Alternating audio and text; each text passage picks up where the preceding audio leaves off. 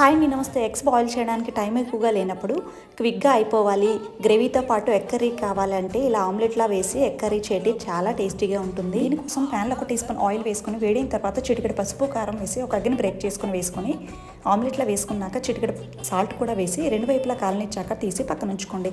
ఇదే విధంగా కర్రీకి కావాల్సిన ఎగ్స్ని ఆమ్లెట్లో వేసి పెట్టుకున్న తర్వాత అదే ప్యాన్లో 2 టేబుల్ స్పూన్ల ఆయిల్ వేసుకొని జీలకర్ర, పచ్చిమిర్చి, ఉల్లిపాయ ముక్కలు వేసినాక ఇవి వేగినాక అల్లం వెల్లుల్లి పేస్ట్ కూడా వేసి 3 టమాటాలని ముక్కలుగా చేసి వేసుకోండి. రుచికి తగినంత సాల్ట్ కూడా వేసి టమాటా ముక్కలన్నీ కూడా మెత్తగా మగ్గిపోయేంత వరకు ఫ్రై చేసుకున్న తర్వాత ఇందులో 1/2 టీ స్పూన్ చొప్పున గరం మసాలా, ధనియాల పొడి, 1/4 టీ స్పూన్ పసుపు, 1 టీ స్పూన్ కారం వేసి 1/2 నిమిషం పాటు బాగా కలిపి 1 కప్పు వరకు నీళ్లు వేసి రుచికి తగినంత సాల్ట్ కూడా వేసి సగానికి మరిగేంత వరకు కూడా కుక్ చేసుకోవాలి. తర్వాత ఆమ్లెట్లను వేసుకొని కాస్త దగ్గర పడేంత వరకు కుక్ చేసుకొని ఫైనల్ గా సన్నగా తరిగిన కొత్తిమీర వేసుకొని స్టవ్ ఆఫ్ చేసుకుని వేడి అన్నంలో కలుపుకొని తింటే క్విక్ గా అయిపోయి ఎంతో టేస్టీగా ఎగ్ ఆమ్లెట్ కర్రీ అయితే రెడీ అయిపోయింది. నచ్చితే లైక్ చేయండి. Thanks for watching.